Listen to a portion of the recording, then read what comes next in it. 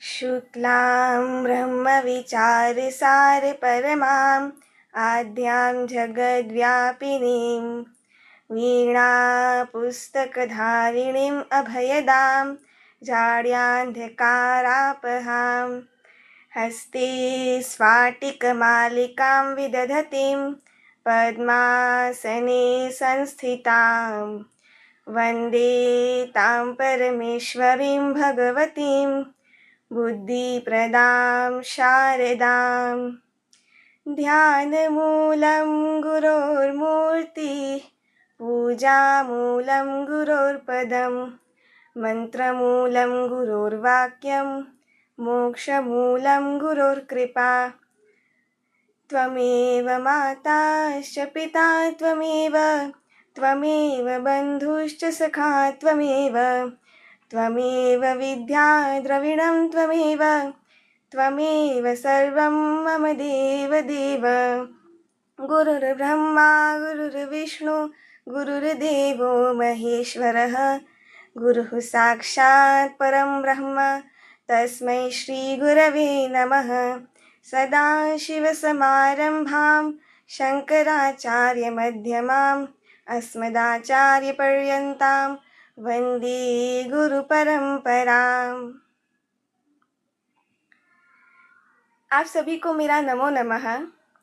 आज श्रावण मास के अंतिम दिवस पर मैं भगवान शंकर को याद करके गुरुजी की प्रेरणा से, माता पिता के आशीर्वाद से तथा भगवत कृपा से काव्यांजलि भगवान शिव को वाक पुष्पांजलि अर्पित करते हुए आदि गुरु शंकराचार्य जी द्वारा विरचित निर्वाण षटकम, जिसको आत्म षटकम भी कहा जाता है, उसकी व्याख्या करूंगी। तो सर्वप्रथम व्याकरण की दृष्टि से देखें तो स्तोत्रम का क्या अर्थ होता है? स्तूयते अनेन इति स्तोत्रम। स्तूयते अर्थात प्रशंसा, जिसके द्वारा प्रशंसा की जाए उसको हम स्तोत्र कहते हैं। हमारे पूरे बहुत जीवन काल में हमने बहुत से स्तोत्र सुने ही होंगे। इसमें से एक स्तोत्र है निर्वाण षटकम। निर्वाण का यहाँ पे अर्थ लेंगे हम निराकार। आज की दुनिया में सब कुछ ना कुछ बनने का ही प्रयास कर रहे हैं, और भगवत गीता के 12वें अध्याय में हमने देखा है कि अर्जुन जो है कृष्ण भगवान से साकार और निराकार दोनों रूप को भजने की बात करते हैं। 12वें अध्याय के प्रथम, द्वितीय, तृतीय और चतुर्थ श्लोक में कान्हा जी ने साकार और निराकार दोनों के द्वारा जो भजते हैं उनको अपने प्रिय कहा है कि कोई भी तरीके से वो जो भक्तजन मुझे भजे, मुझे वो प्रिय है, चाहे मैं साकार रूप में हूँ, सगुण रूप में हूँ या निराकार रूप में हूँ। अब इस स्तोत्र के पहले मैं एक छोटी सी वार्ता कहना चाहूँगी कि जब शंकराचार्य जी 8 वर्ष के थे तब उनके गुरु ने उनसे अपना परिचय देने को कहा कि अपने बारे में कुछ कहो। उस समय केवल 8 वर्ष की आयु में शंकराचार्य जी ने इस स्तोत्र की रचना की। चिदानंद रूपः शिवोहम शिवोहम। निर्वाण का अर्थ तो हमने समझ लिया, निर्वाण अर्थात निराकार। अब षटकम अर्थात 6 छंदों का समूह।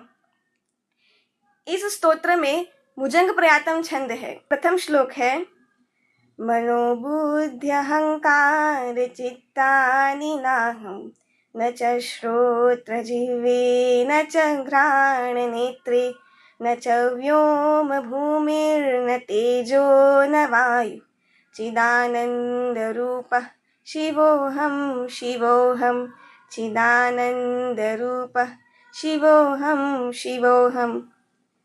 इसका हम अर्थ समझे तो न मैं मन हूँ, न ही बुद्धि, न ही अहंकार, न ही चित्त।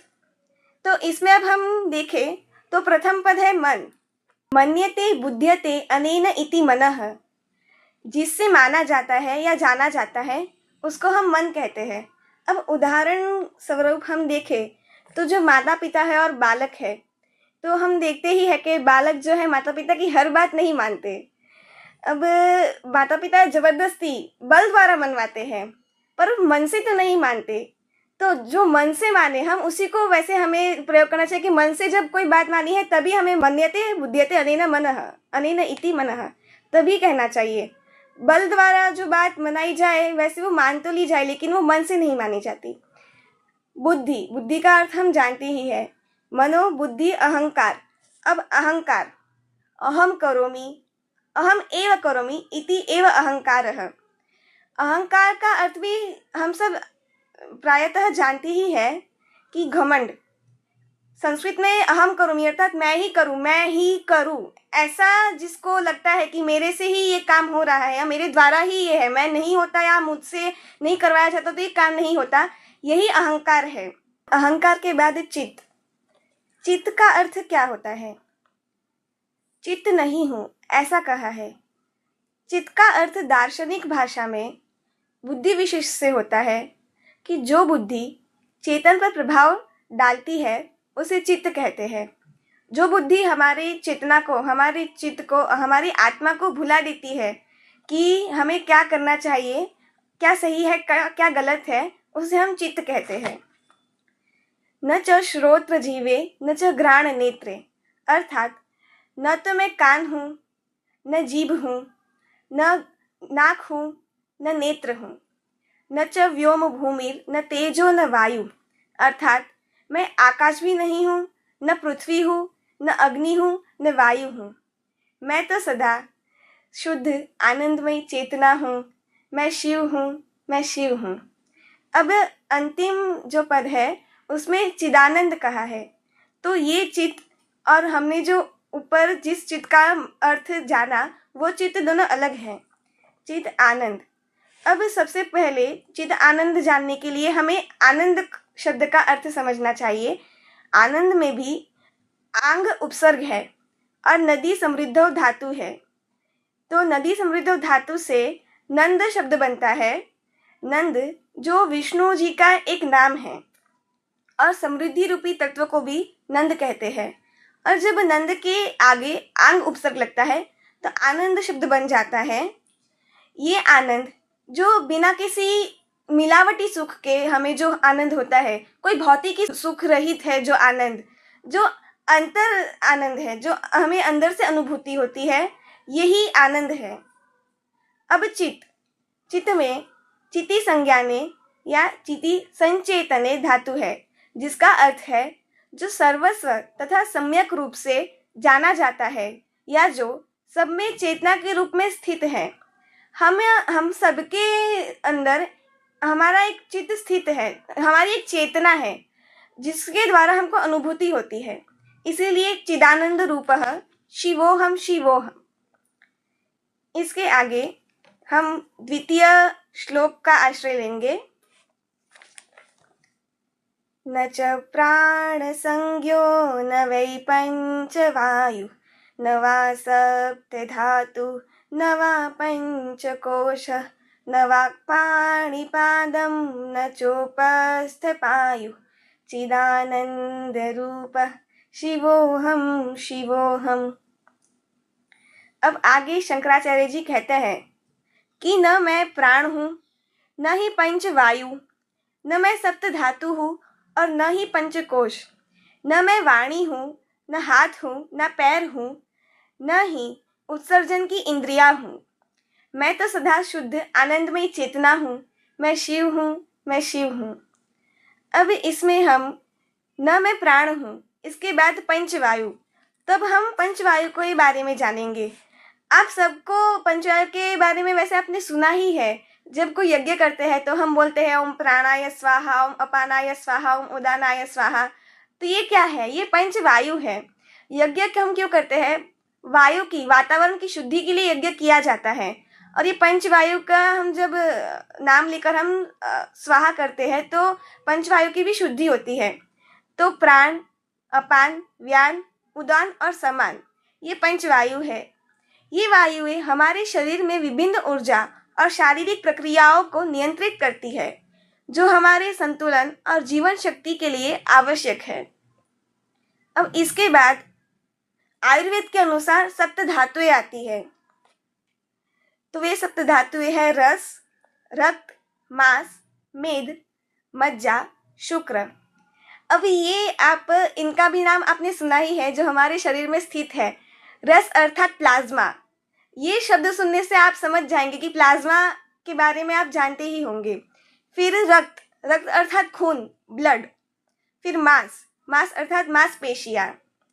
मेद यानी फैट, जो कि आजकल बहुत सामान्य हो गया है फैट बढ़ना, जो कि बाहर के भोजन खाने से बढ़ता है। फिर मज्जा अर्थात अस्थि अर्थात बोन मैरो। अंतिम में है शुक्र, प्रजनन ऊतक अर्थात रिप्रोडक्टिव टिश्यू। ये जो सप्त धातुएं हैं शरीर के निर्माण के लिए और कार्य के लिए आवश्यक हैं। अब आता है पंचकोश। पंचकोश में पहला है अन्नमयी कोश, प्राणमयी कोश, मनोमयी कोश, विज्ञानमयी कोश और आनंदमयी कोश। तो प्रथम कोश जो है अन्नमयी कोश, ये हमारे भौतिक शरीर को ताकत देने के लिए भोजन जो हम करते हैं वो अन्नमयी कोश है। फिर प्राणमयी कोश, हम जो प्राणवायु लेते हैं जिसको हम ऑक्सीजन कहते हैं वो प्राणवायु, तो यह प्राणमयी कोश है। ये प्राणवायु ही नहीं होगा तो हम जीवित ही नहीं होंगे, तो यह हमें सक्रिय रखता है। फिर मनोमय कोश, मनोमय अर्थात आत्मा, भावना, ये सबके अंदर होती है, तो ये मनोमय कोश जो हमारे लिए बहुत ही महत्वपूर्ण है। फिर विज्ञानमय कोश अर्थात बुद्धि। आज हम हर कोई देश हो या मनुष्य हो वो वैज्ञानिक रूप से बहुत ही विकास कर रहा है, तो बुद्धि। अंतिम में आनंदमय कोश। आनंद जो है ये अनुभूति का विषय है।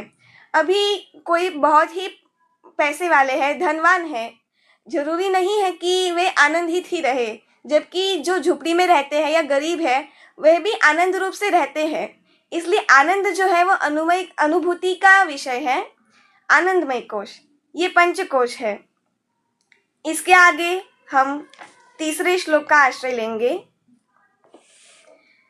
न मे द्वेष रागौ न मे लोभ मोह मदो नैव मे नैव मात्सर्य भाव न धर्मो न चार्थो न कामो न मोक्षः चिदानंद रूप शिवोहम शिवोहम। अर्थात न मुझ में द्वेष है, द्वेष अर्थात घृणा, नफरत। आजकल छोटी छोटी बातों में हमें लोगों से घृणा होने लगती है, नफरत होने लगती है, तो न ही मुझ में द्वेष है न ही राग है। राग अर्थात लगाव, लगाव। अब पहले का जो समय था उसमें लोगों के प्रति लगाव था, पर आज के ज़माने में तो हम देखते हैं कि ना मोबाइल के प्रति ज़्यादा लगाव होने लगा है। मैं खुद भी जब मोबाइल हमसे थोड़ा भी दूर होता है तो हमें अच्छा नहीं लगता, हर किसी को। तो ये लगाव जो है बिल्कुल भी अच्छी बात नहीं है। तो आदि शंकराचार्य जी में न द्वेष था, न लगाव था, न ही उनको मोह था, न ही उनको लोभ था, न ही उनमें अभिमान था। न मुझ में अभिमान है, न ईर्ष्या है और न ईर्ष्या की भावना है। न मैं धर्म हूँ, न अर्थ हूँ, न काम हूँ, न मोक्ष हूँ। मैं इनकी सीमा के भीतर में नहीं हूँ। मैं सदा शुद्ध आनंदमय चेतना हूँ। मैं शिव हूँ, मैं शिव हूँ। अब सबसे पहला जो हमने इस श्लोक में शब्द देखा, न मे द्वेष रागो, तो जो राग है ये शब्द से मुझे एक श्लोक का स्मरण होता है जो कि इस प्रकार है। रागे दर्पे च माने च द्रोहे पापे च कर्मणि अप्रिये चैव कर्तव्ये चिरकारी प्रशस्यते। इस श्लोक का अर्थ है हमें राग अर्थात मोह, फिर दर्प अर्थात अत्यधिक जोश दिखाने में, फिर घमंड दिखाने में, लड़ाई करने में, पाप करने में तथा किसी का अहित करने में जितनी ज़्यादा देर हो उतनी ही देरी करनी चाहिए। ये हमारे लिए हितकारी होगा। इस पर से ये जो श्लोक है यह महाभारत के शांति पर्व में 266वें अध्याय का 70वें क्रमांक का श्लोक है। शांति पर्व में जो है युधिष्ठिर जी और भीष्म पितामह का एक संवाद दिया गया है कि युधिष्ठिर जी को एक संशय था कि हमें कोई भी कार्य करना हो और हमें समझना आए कि हमें क्या करना चाहिए, कैसे करना चाहिए, तो अब हमें क्या उचित है। तब भीष्म पितामह जी ने गौतम ऋषि और उनके पुत्र चिरकारी जी की एक कथा कही। तो एक बार की बात है कि गौतम ऋषि जी पत्नी पर बहुत ही क्रोधित हुए और फिर उन्होंने चिरकारी को आदेश दिया कि अपनी माता का वध कर दो। फिर वे चले गए। अब चिरकारी जो था वह बहुत ही सोच समझकर कोई भी कार्य करता था और कार्य जो है वो भी उसको पूर्ण करने में देरी करता था। तो वह जो है सोचने बैठ गया कि पिता ने जो आदेश दिया है वह धर्मानुकूल है या नहीं है। तो उसने माता का वध नहीं किया। कुछ समय पश्चात जब गौतम ऋषि जी पुनः दुख में आए कि ये मुझसे क्या आदेश निकल गया, तब उन्होंने चिरकारी को सोचते हुए बैठा पाया कि वह सोच रहा था और अपने जो पत्नी को भी सही सलामत पाया। फिर उन्होंने चिरकारी को प्रसन्नतापूर्वक कहा कि मैं तुमसे प्रसन्न हूँ कि तुमने मेरे जो आदेश का तुरंत ही पालन न करके अपने समझ अनुसार वो कार्य को नहीं करके अपनी माता का वध नहीं करके मुझे निश्चिंत किया है। तो इस कथा से, इस श्लोक से हमें पता चलता है कि कोई जो झगड़ा जैसा कार्य है या क्रोध होने वाले कार्य है, किसी को परेशान वाले कार्य है, ऐसे कार्यों में हमसे देरी हो उतना अच्छा। वैसे ऐसे कार्य करने ही नहीं चाहिए, लेकिन देरी हो उतना अच्छा। क्रोध नहीं आना चाहिए, राग नहीं होना चाहिए। इसके बाद हम अगले श्लोक का आश्रय लेंगे। न पुण्यम न पापम न सौख्यम न दुखम न मंत्रो न तीर्थम न वेदा न यज्ञ अहम भोजनम नैव भोज्यम न भोक्ता चिदानंद रूप शिवोहम शिवोहम। अर्थात न मैं पुण्य से बंधा हूँ और न ही पाप से, न ही सांसारिक सुखों से और न ही सांसारिक दुखों से। मैं न तो पवित्र हूँ, ना ही मंत्रों से बंधा हूँ, ना ही पवित्र तीर्थ स्थानों से बंधा हूँ, न ही शास्त्रों से, ना ही यज्ञों से बंधा हूँ। मैं न तो भोग करने वाला हूँ, ना ही भोगने की वस्तु हूँ, ना ही उपभोक्ता हूँ। मैं तो सदा आनंदमय चेतना हूँ। मैं शिव हूँ, मैं शिव हूँ। मेरी जो एक मित्र है, उनसे मैंने एक बार सुना था कि हम जो पुण्य करते हैं हमें हमारे कर्मों का फल मिलता है। तो स्वर्ग में भी हमें उतना ही समय स्थान मिलेगा जितना हमारा पुण्य होगा, और नरक में भी हमें उतना ही समय स्थान मिलेगा जितना हमारा पाप होगा। लेकिन आदि गुरु शंकराचार्य जी इन सब से भी परे है। वे सदा शुद्ध आनंदमय चेतना है। वे इन सब के भीतर नहीं आते। अर्थात हमें कहीं पे भी हमें मोक्ष चाहिए। अंतिम में तो हमारा उद्देश्य मोक्ष ही है। ना ही पुण्य है, ना ही पाप है, ना ही स्वर्ग है, ना ही नरक है। स्वर्ग भी नहीं है, वैकुंठ है। हमें मोक्ष चाहिए। इसके बाद हम अगले श्लोक का आश्रय लेंगे। न मृत्युर्न शंका न मे जाति भेद पिता नैव मे नैव माता न जन्म न बंधुर्न मित्रं गुरु नैव शिष्य चिदानंद रूप शिवोहम शिवोहम। हमारे जो जीवन में सबको एक मृत्यु का भय लगा रहता है कि मृत्यु कब आएगी। वैसे तो हम सब जानते ही है, लेकिन हम स्वीकार नहीं कर पाते कि एक ना एक दिन तो सबको जाना ही है। इसीलिए आदि गुरु शंकराचार्य जी को मृत्यु का भय नहीं है। वे स्वीकार कर चुके हैं सहजता से उन्होंने ये स्वीकार कर लिया है कि मैं ना तो मृत्यु हूँ, ना ही मृत्यु की शंका हूँ, ना मुझ में कोई जाति भेद है। हम देखते ही हैं आज हमारे समाज में बहुत ही जाति भेद है। अच्छे से हम इससे परिचित है। तो ना ही वे मृत्यु है, ना ही उनको किसी इस बात पे कोई शंका है, ना ही वे जाति भेद में बंधे हुए हैं, ना ही उनके पिता है, ना ही माता है, ना ही उनका जन्म हुआ है, ना कोई बंधु है, ना कोई मित्र है, ना गुरु है, ना शिष्य है। मैं तो सदा शुद्ध आनंदमय चेतना हूँ। मैं शिव हूँ, मैं शिव हूँ। अब हम अंतिम श्लोक का आश्रय लेंगे। अहम निर्विकल्पो निराकार रूपो विभुत्वाच्च सर्वत्र सर्वेन्द्रियाणां न चासंगतं नैव मुक्तिर्न मेय चिदानंद रूप शिवोहम शिवोहम। उक्त श्लोक से हम समझते हैं कि मैं बिना किसी भिन्नता के हूँ, मैं बिना किसी रूप के हूँ, मैं हर चीज के अंतर्निहित आधार के रूप में हर जगह मौजूद हूँ और सभी इंद्रियों के पीछे मैं हूँ। न तो मैं किसी चीज से जुड़ता हूँ, न ही किसी भी चीज से मुक्त होता हूँ। मैं हमेशा शुद्ध आनंदमय चेतना हूँ। मैं शिव हूँ, मैं शिव हूँ। हम यहाँ पर इस धरती पर हमारा जन्म हुआ तो हम हर कोई संबंध में जुड़ गए। माता पिता, मित्र, भ्राता भगिनी, पुत्र, पति पत्नी आदि सब संबंधों से जुड़ गए। आदि शंकराचार्य जी कहते हैं कि न तो मैं किसी चीज से जुड़ा हुआ हूँ, लेकिन मैं किसी से भी मुक्त भी नहीं हूँ। मैं सदा शुद्ध आनंदमय चेतना हूँ। मैं शिव हूँ, मैं शिव हूँ। अपनी अल्पबुद्धि से एक मैंने अपना प्रयास किया है और यह तो मेरा बहुत ही सौभाग्य है, मेरे सत्कर्म है कि इस तीर्थ क्षेत्र सोमनाथ में एक संस्कृत विश्वविद्यालय में मुझे अध्ययन का अवसर मिला।